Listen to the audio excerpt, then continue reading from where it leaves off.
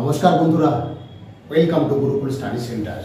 মাই dear student, আশা করি প্রত্যেকেই ভালো আছো এবং খুব দ্রুততার সাথে সায়েন্টিফিক ওয়েতে পড়াশোনা করছো। প্রত্যেকটা স্টুডেন্টকে আমাদের গুরুকুলের তরফ থেকে আগাম শুভেচ্ছা প্রচুর এক্সামের জন্য। চলো সরাসরি শুরু করি। আচ্ছা, আজকে যে বিষয়টা আমি আলোচনা করব, অনেক দিন ধরেই তোমরা ফোন করছো যে স্যার এলপির যে ভ্যাকেন্সি বেরিয়েছে, ভ্যাকেন্সি কম, সেটা নিয়ে কোনো দ্বিমত নেই, কিন্তু ভ্যাকেন্সি বাড়ার সম্ভাবনা একটা আছে।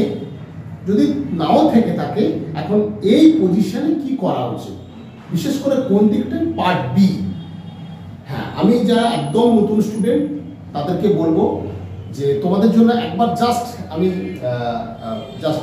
কয়েক মিনিটের মধ্যে বলে দিচ্ছি। তোমরা জানো, যারা একদম নতুন গুরুকুলে এই ভিডিও দেখছো, যে রেলের যে এলপি অ্যাসিস্ট্যান্ট লোকো পাইলটের যে এক্সাম হয়, সেটা 3টে পার্ট থাকে। একটা হচ্ছে সিবিটি 1, সিবিটি 2, তারপর হচ্ছে সাইকো টেস্ট। ঠিক আছে, সাইকো টেস্টটা একদমই সহজ, সেটা আমাদের গুরুকুলে একদম ওয়ার্কশপের মধ্য দিয়ে এবং প্রজেক্টরের মধ্য দিয়ে সেটা করানো হয়, সেটা নিয়ে কোনো দ্বিমত নেই। তো আমি যেটা বিষয়টা তোমাদের সামনে বলে দেবো, সিবিটি 1 একটা 75টা কোশ্চেন থাকে, 60 মিনিট সময়, পুরো ফুল নন টেকনিক্যাল। যারা একদম নন টেকনিক্যাল, ম্যাথ, জিকে, জিকের ক্ষেত্রে জেনারেল সায়েন্স পার্টটা একটু বেশি থাকে, ঠিক আছে, এবং কারেন্ট অ্যাফেয়ার্স, এই নিয়ে তোমাকে 75টা কোশ্চেন হবে, 60 মিনিট সময় থাকবে, তোমাকে পরীক্ষা দিতে হবে। তার একটা মিনিমাম পাস পার্সেন্টেজ আছে, যে ইউআর ইডব্লিউএস হলে 40% পেতে হবে, ওবিসি 30%, এসসি 30%, এসটি 25%। হ্যাঁ মাই ডিয়ার স্টুডেন্ট, একটু মন দিয়ে শোনো, যে এখানে তুমি ইউআর ইডব্লিউএস মাত্র 75%, অর্থাৎ 4 7 28, 4 5 20, মানে 30 পেলেই তুমি যে ডাক পাবে তা কিন্তু নয়। যে ধরনের সিট এবারে বেরিয়েছে, কয়েক গুণ পরীক্ষার্থী এবারে পরীক্ষা দেবে যারা কিন্তু তৈরি স্টুডেন্ট। তাই মিনিমাম পার্সেন্টেজ এটা না, অনেকটা বেশি তুমি যদি পাও, তবেই দেখা যাবে নিচে থেকে যখন নেমে আসবে তুমি মিনিমাম পার্সেন্টেজে থাকতে পারবে। সেক্ষেত্রে বিভিন্ন জোন আছে, সেক্ষেত্রে কোথাও কম হতে পারে, সেটা যে যার স্ট্র্যাটেজি অনুযায়ী ফিল আপ করতে হবে। নেক্সট যেটা আছে সিবিটি 2, এখানে দুটো পার্ট আছে, একটা part A, part B. Part এতে আবার সেই নন টেকনিক্যাল 100 নম্বরের কোশ্চেন, 90 মিনিট নন টেকনিক্যাল। সেখানেও জেনারেল সায়েন্স, ম্যাথ, জিকে, জিকের একদমই খুব কম, কারেন্ট অ্যাফেয়ার্স, এইগুলো নিয়ে পরীক্ষাটা হবে। তাহলে দেখা যাচ্ছে তোমাকে ম্যাথ এবং জেনারেল সায়েন্স এবং ম্যাথের আমি যে সিলেবাসটা এখানে দেখছিলাম, যে তোমার প্রায় এখানে 22টা চ্যাপ্টার আছে, 22 থেকে 23টা চ্যাপ্টার। অর্থাৎ যারা নর্মাল যে ম্যাথামেটিক্সের যে চ্যাপ্টারগুলো তোমরা করো, সেক্ষেত্রে কিন্তু mensuration, algebra, geometry, elementary statistics, square root, এগুলো কিন্তু একটু ভালো করে করতে হবে যারা একটু অ্যাডভান্স লেভেলে যাচ্ছে, যেটা আমরা করাচ্ছি অবশ্যই। তো এখন যেটা আমি মেন কথা তোমাদের সামনে তুলে ধরবো, যে এই পার্ট বিটা কেন বলছি, সেটা কিন্তু খুব ভাইটাল। মাই ডিয়ার স্টুডেন্ট, যারা এখনো ফর্ম ফিল আপ করোনি তাদের জন্য কিন্তু এটা খুব ভাইটাল, এবং যারা ফিল আপ করেও ফেলেছো, কিছু করার নেই এখন। কেন হচ্ছে, গতবার যখন 18তে এলপির সিট বেরিয়েছিল, টেকনিশিয়ানের সিট বেরিয়েছিল, তখন কিন্তু যেহেতু এই সিস্টেমটা প্রথম ছিল, মানে রেলের যে পরীক্ষার প্যাটার্নটা, তার জন্য পার্ট এ মানে সিবিটি 1 পাস করার পর একটা এডিটের অপশন দেওয়া ছিল। তাই এডিট অপশন পাওয়ার ফলে অনেক ছেলে সেটা প্ল্যানিং করে তার সাবজেক্টটা চেঞ্জ করতে পেরেছিল। কিন্তু 2024-এ যে ফর্ম ফিল আপ হচ্ছে, সেক্ষেত্রে যদি এডিট অপশন না থাকে, তাই পার্ট বিতে তুমি কোন টেকনিক্যাল সাবজেক্টটা রাখবে সেটা কিন্তু খুব ভাইটাল। কারণ এটা তোমরা হয়তো দেখেছো, এখানে যে একটা রেলের যে এই যে রেলের যে তোমার এটা আছে, আমি এমপ্লয়মেন্ট নোটিসে যেটা জেনারেল ক্যাটাগরি যেটা বেরিয়েছে, সেটা আমার কাছে প্রিন্ট আউট করা আছে। এখানে কিন্তু একটা লাইন আছে, তোমাদের যদি একটু বলি, একটু শোনো মন দিয়ে। The merit list will be prepared only from amongst candidates qualifying in the CBAT, মানে computer based aptitude test. 70% weightage will be given marks obtained part A. তাহলে এখান থেকে 70% weightage থাকবে, এবং and 30% weightage for score obtained in the part B.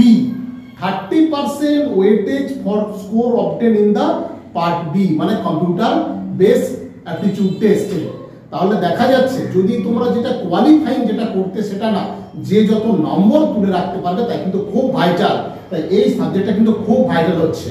তাই দেখা যাচ্ছে এখানে যে মাই ডিয়ার স্টুডেন্ট, যে এখানে ন্যাচারালি আমি দেখতে পাচ্ছি এখানে যেটা করেছে যে কোয়ালিফিকেশন অফ ক্যান্ডিডেট এবং trade subject choose part B, একটা যেটা অপশন দেওয়া রয়েছে, ইলেকট্রিক্যাল ইঞ্জিনিয়ারিংরা electrician, instrument mechanic, wireman, armature, coil winder, refrigeration, air condition এগুলো তারা নিতে পারছে।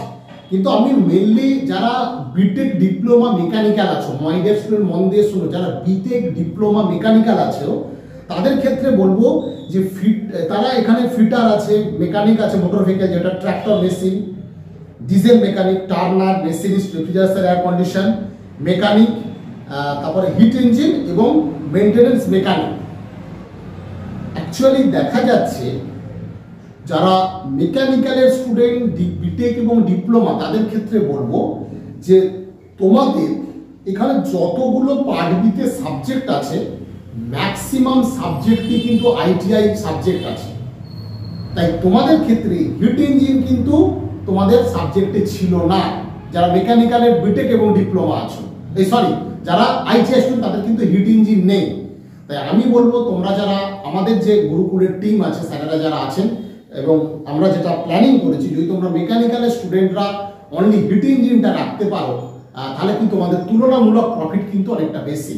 কারণ যদি আইটিআই ট্রেডের তোমাদের যেগুলো সাবজেক্ট আছে সেগুলো কিন্তু অনেক ডেটাবেস কোশ্চেন আছে এবং সেটা নিউমেরিক্যাল যে ডেটাগুলো চাওয়া হয় সেগুলো কিন্তু একটু ভাইটাল হয়ে যায়। তাই আমি বলবো হিট ইঞ্জিনটা সেক্ষেত্রে কিন্তু তোমাদের তুলনামূলক ক্ষেত্রে অনেকটা বেনিফিট হওয়ার সম্ভাবনাটা বেশি। তাই মাই ডিয়ার স্টুডেন্ট একটু প্ল্যানিং করে ফর্মটা ফিল আপ করো, কারণ এই সুযোগ কিন্তু বারবার না, দীর্ঘ প্রতীক্ষা, তারপর এটা কিন্তু এসেছে। তাই একদম কোনো রকম কোনো ভুল ত্রুটি নয়, সেইভাবে সঠিকভাবে ফর্মটা ফিল আপ করো। আর এএলপি যেমন বেরিয়েছে, টেকনিশিয়ান বেরিয়েছে, এনটিপিসি আসছে, গ্রুপ ডি আসছে, জুনিয়র ইঞ্জিনিয়ার, সব পোস্টে কিন্তু আস্তে আস্তে আসছে। তাই যারা নন টেকনিক্যাল স্টুডেন্ট তাদের ভয় ভুল করে, তারা কিন্তু পড়ার প্ল্যানিংটা চেঞ্জ করো, পড়ার প্ল্যানিং চেঞ্জ করো। শুধু আমি পড়ে গেলাম তা কিন্তু নয়, প্রত্যেকটা সাবজেক্ট একটু ডেপ ধরে ধরে পড়ো। তাই বলবো সেই যে বোর্ড ওয়ার্ক হচ্ছে সব থেকে ভাইটাল। শুধু নোট পড়ে নিলাম তা কিন্তু নয়, কোশ্চেনের নতুন যে কোশ্চেনের ট্রেন্ডগুলো তোমরা কিন্তু একটু ফলো করো। আমি সব ধরনের স্টুডেন্টকে বলবো, আমি এখানে সমস্ত স্যার, আমাদের প্রায় প্রচুর স্যার এখানে আছেন, প্রত্যেকটা সাবজেক্টে যেহেতু আলাদা আলাদা করে ক্লাস করানো হয় আমাদের, তো আমি সব সাবজেক্টে সব স্যারদেরকে আমার সেটা থেকে নিয়ে তথ্যটা তোমাদের বলছি যে কোশ্চেন যেগুলো হচ্ছে সেই ট্রেন্ডটা ফলো করো এবং কোশ্চেনের ওরিয়েন্টেড তুমি কিন্তু পড়াশোনাটা শুরু করো। নাহলে কিন্তু এই যে আপডেট অর্থাৎ এই যে রিক্রুটমেন্ট, এটা কিন্তু করায়ত্ত করা খুব সহজ না। তাই বলবো যে যেভাবে বললাম সেভাবে ফর্মটা ফিল আপ করো। যদি তোমরা গুরুকুল স্টাডি সেন্টারে যোগাযোগ করতে চাও, আমাদের এই নম্বর 9872072333, এখানে টেকনিক্যাল এবং নন টেকনিক্যাল সবই ক্লাস হয়, সেটা সিস্টেমেটিক। সপ্তাহ 3-4 দিন ধরে ক্লাস চলে, সকাল 10টা থেকে সন্ধ্যা 5টা পর্যন্ত টানা এখানে থাকতে হয়। 7-8 ঘন্টা করে, 7.5 ঘন্টা 8 ঘন্টা করে মিনিমাম ক্লাস চলে, টিফিন আওয়ার্সও থাকে। তা না তো ভালো করে প্রস্তুতিটা নাও এবং সঠিকভাবে ফর্মটা কিন্তু ফিল আপ করো। এবং কেউ নিজে থেকে, যদি কেউ প্রথম হয়ে থাকে, একদম নতুন স্টুডেন্টদের বলবো যে তোমরা আমাদের এই স্টাডি সেন্টার অবশ্যই সাবস্ক্রাইব করবে। এবং তোমাদের একটা বলে দিই যে নিজে থেকে কেউ প্রথম ফর্মটা ফিল আপ করতে যেও না, যারা এক্সপার্ট আছে সেখানে কিন্তু ফর্মটা ফিল আপ করো। কারণ এই ফর্মগুলো রেলের ফর্ম এবং এই ধরনের ফর্মগুলো খুব ভাইটাল, অনেক কিছু টেকনিক্যালি ব্যাপার থাকে, সেগুলো কিন্তু যারা এক্সপার্ট সেখানে গিয়ে ফর্ম ফিল আপ করলে তোমার কিন্তু ভুলটা হওয়ার সম্ভাবনা কম। ঠিক আছে, প্রত্যেকেই ভালো থেকো, সুস্থ থেকে এবং সুন্দরভাবে পড়াশোনা করতে থাকো। ঠিক আছে।